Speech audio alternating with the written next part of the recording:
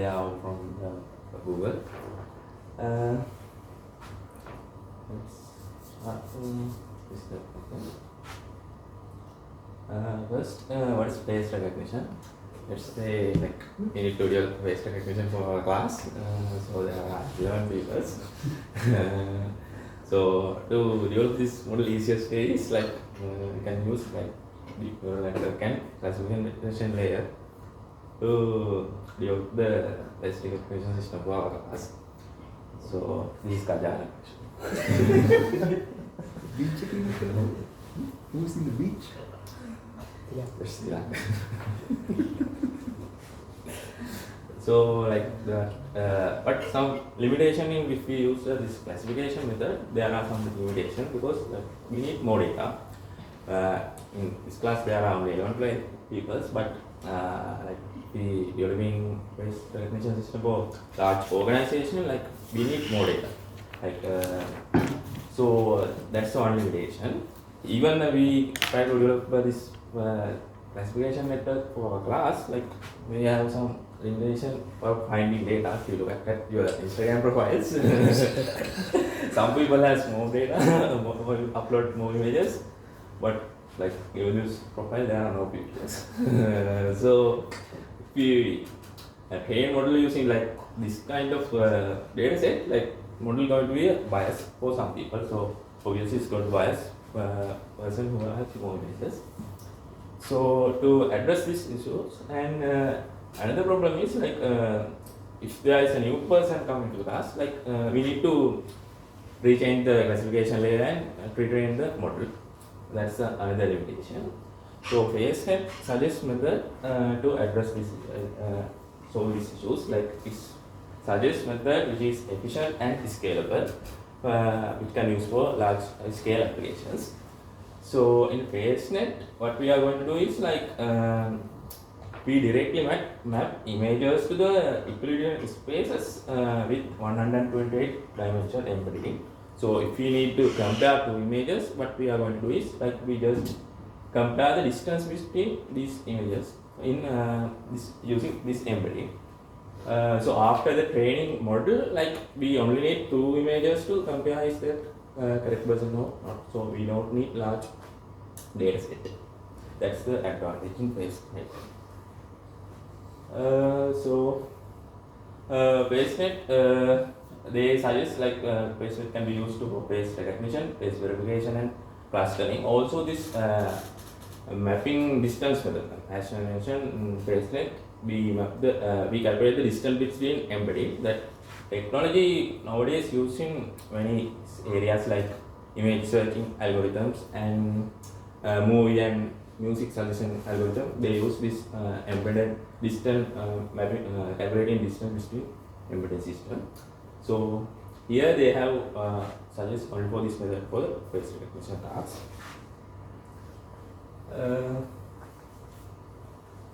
Then elements and the causes some factors, the challenging factors in face recognition field.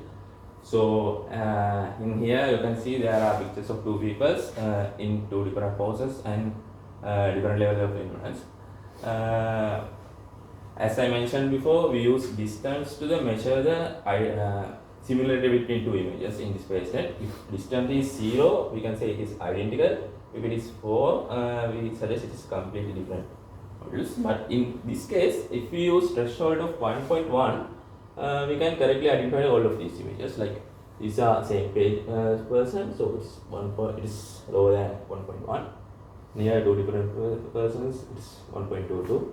In that case, like using 1.1 threshold, we can easily identify all of these people.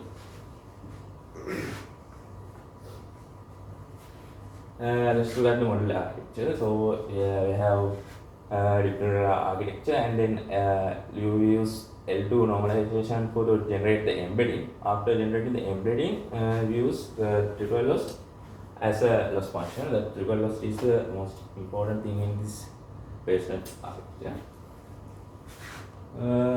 Before look at what is triple loss, let's look at what is the triple piece. So we input like three images. Triple is like three images. It's anchor, positive image, and negative image. here I have used like anchor as a and positive image to my images. As a negative is I use that's beautiful girl. So in the calculation we use these symbols in filter calculation. This XA for anchor, XP for positive image, and XN is negative image. Then this is the triple loss. So obviously there is if you measure the distance between negative image and anchor, there is some distance at the beginning. Also the positive image. What in the triple loss, what we are trying to do is to increase the distance between anchor and the negative image. Also we try to decrease the distance between the anchor and the positive image. So if you look at this example, after applying the triple loss, this embedding of this beautiful girls go away from me. I will be alone with my own entities. That's what triple loss is.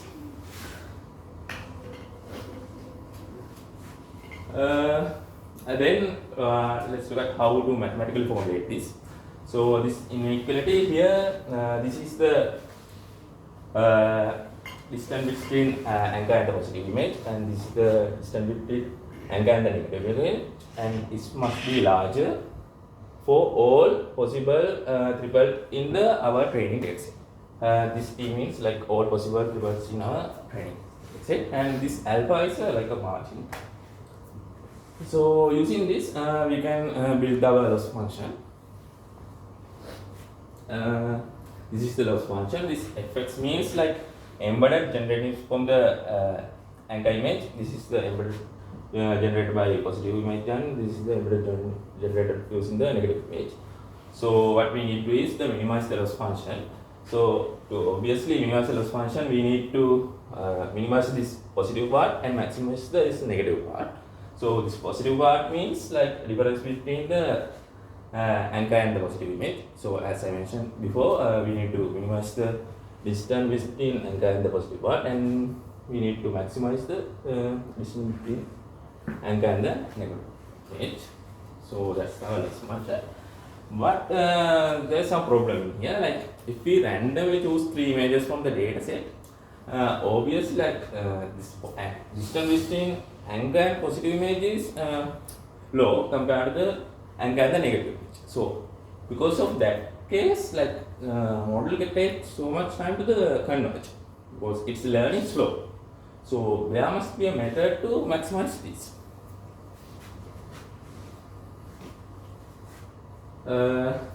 So they have suggested like when we are selecting this if we are the images for triplet, so we must select images as well like embedding between anchor and positive will must be as maximum. So we try to maximize the difference between positive image and the anchor, and we try to minimize the difference between anchor and the negative image. Using that way, we can convert the model fast, but at every iteration choosing images like this is not computationally like feasible.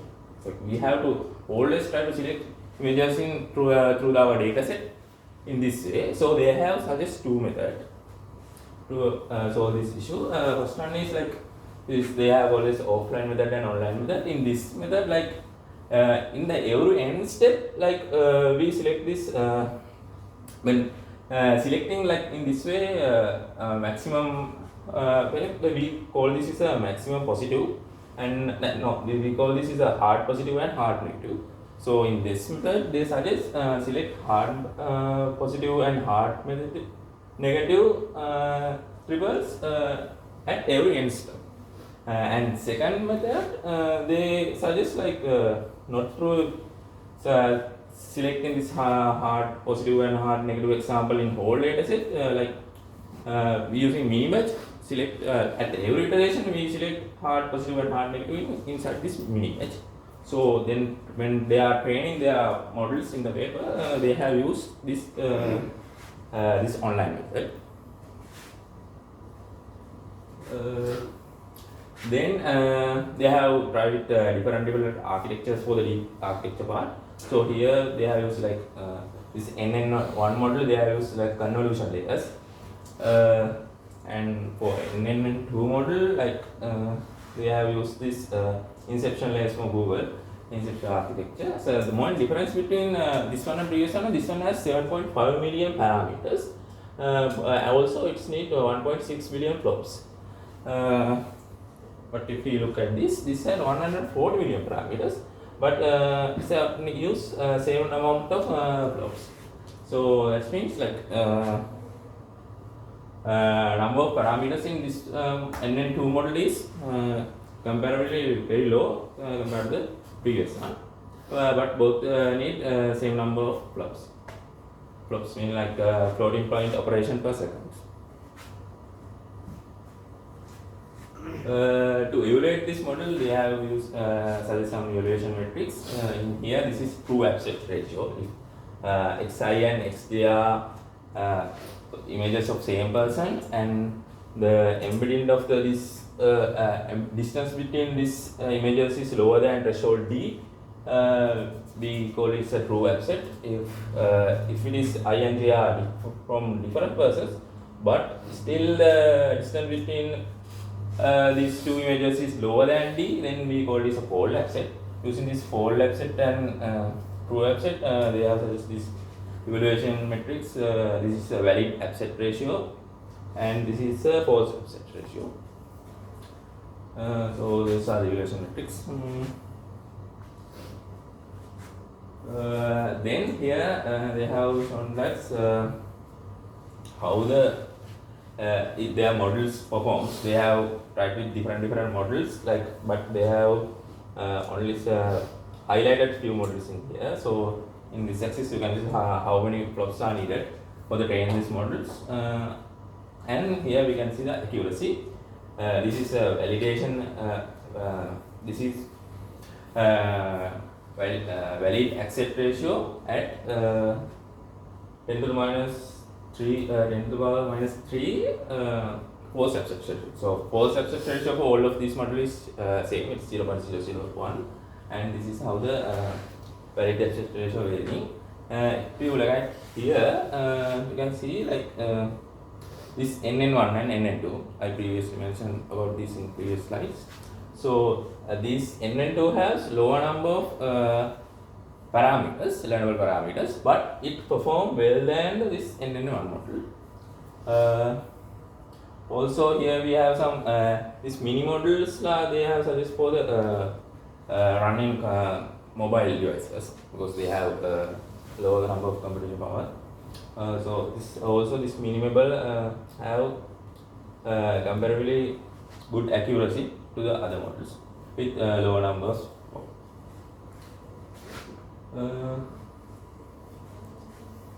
Then this is how the model performance vary with the sensitivity image. So this is the quality of the JPG image, and this is the number of pixels in the image. So you can see that when the number of pixels in the image is increasing, accuracy is validation accuracy is also increasing.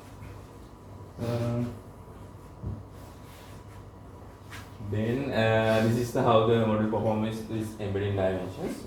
So they have reported the best accuracy when embedding dimension is 128. So then they have trained this modeling their Google's dataset. They have not. It is not a publicly available dataset. It has they have mentioned around 200 million images. So after training on this dataset, they have performed. They use this LFW dataset as a validation set to check the performance. So here they have used two methods to evaluate model. First one is center crop. So like they crop the center of the image and feed to the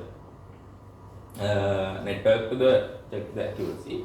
And then also they have used face detector. So they use face detector to identify the faces in the images, and then feed this identified image faces to the model, and doing that they have gained the accuracy of the model here in 99.63 compared to the previous one.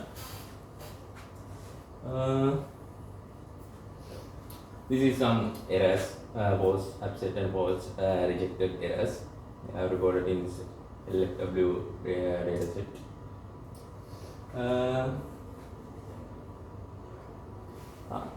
That's it. Let's move on to the demonstration.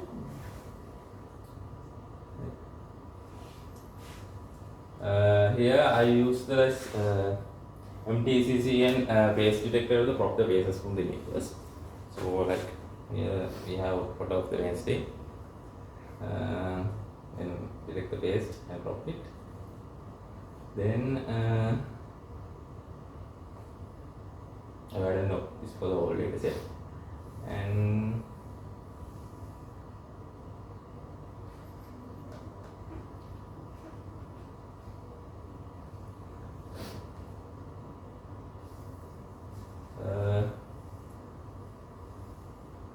here I have generate embedding for the all of the images, and then I have plot that. Yeah, so like this is after there are 5 variables in the data set. So this is how the clustering look like. We plot the embedding. So these are some blue clusters, but here is some blue. So if this is the two images of data sheet. If we calculate the difference, it is 0.7, and if we calculate the difference between two difference percent, like it's 1.4. So using finding suitable threshold, so we can do the phase recognition task. So that's it. So this is just the Euclidean distance in the embedding space, right? Yeah. I think they are the first one who's released it. Yeah, at that time embedding concept was very new, I think. 2015. 2015. Yes. Now it's using in everywhere.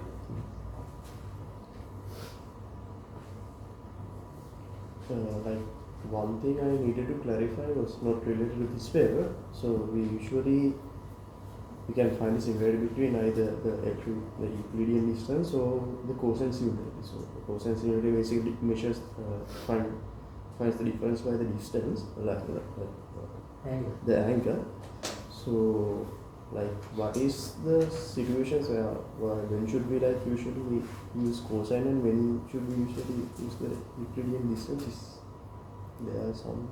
I'm not too sure. I think in this case they trained using in the triplet loss calculation they used Euclidean distance. So therefore Euclidean distance work. Maybe we can try cosine also. I think. They have mentioned that they only use this triplet loss and Euclidean space, and they didn't try other things. Like they have mentioned in the paper. In general, what we don't know, like what is suitable for what sort of task. Not too sure.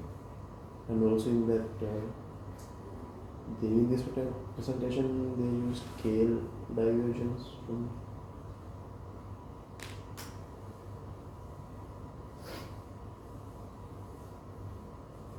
But people have worked on the distance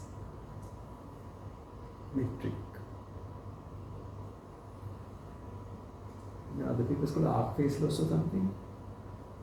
They have shown that facial clusters between different people, they are far apart in another space. Arc phase loss or something.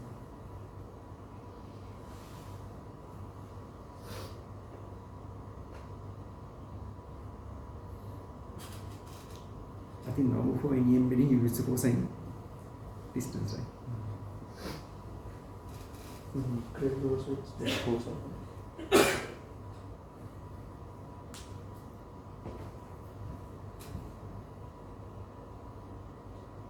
We cannot train this because of the unavailability of the LWF dataset, right? No, LWF dataset is available. It is a small dataset, so they have used it as like test set.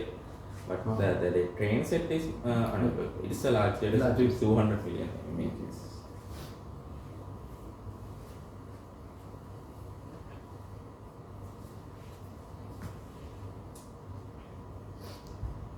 So in the face recognition done in phones and so on, did they emit IR light and Yeah, I think it's a different technology. You know, they use like great 3D modeling using this. This is predominantly 2D, so not good as a biometric, sort of like. Like, I think mobile phones like use some 3D. Yeah, like 3D. that.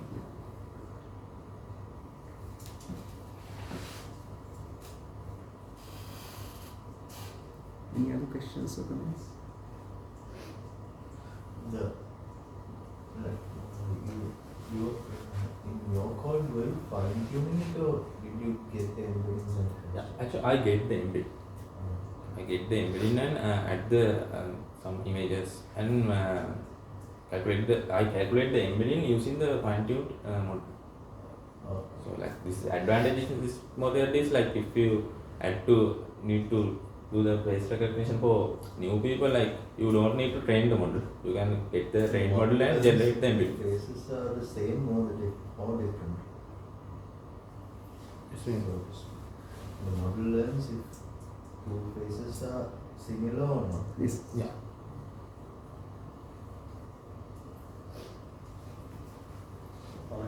Euclidean distance, I think, like in Euclidean distance, you like don't consider about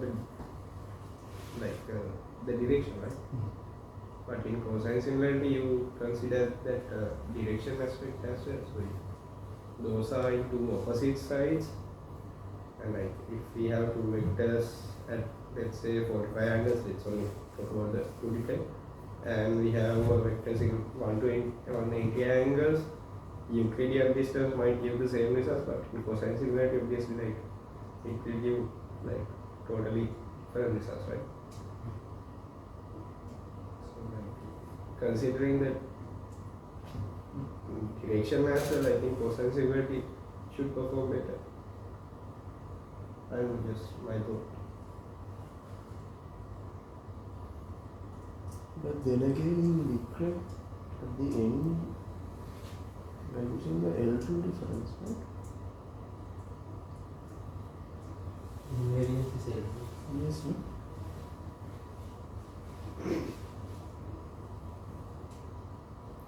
In the variance and covariance, it's using cosine, but when the invariance, they are using the L2 difference. Not cosine. Variance is just variance between. Oh, yeah. So it's these.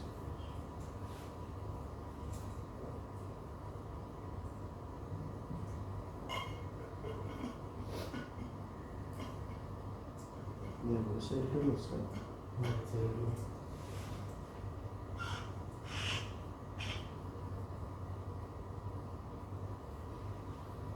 Any other questions?